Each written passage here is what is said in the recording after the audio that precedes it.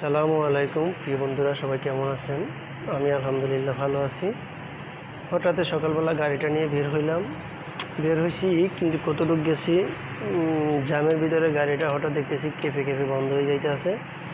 মানে আমার গাড়ির টোটালি রেস উঠাইতে পারতেছি না, মানে রেস কমে গাড়িটা বন্ধ হয়ে যাচ্ছে। তো নিজের থেকেই খেয়াল করে দেখলাম কী হইতে পারে।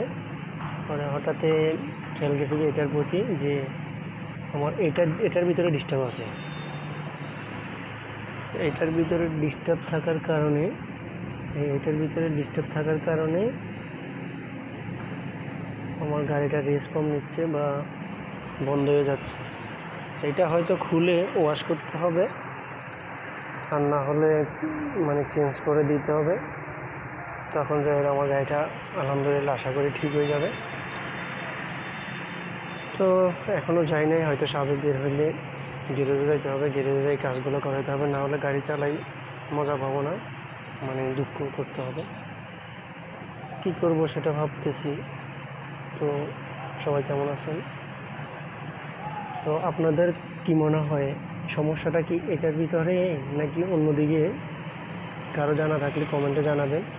আমার খেয়াল যে এটার ভিতরে সমস্যার কারণে এটা হচ্ছে এই এয়ার ফিল্টারের উপরে এটার ভিতরে সমস্যাটা হচ্ছে। তারপরও কারো যদি জানা থাকে তাহলে জানাবেন। তো সবাই ভালো থাকবেন। আসসালামু আলাইকুম রহমতুল্লাহ।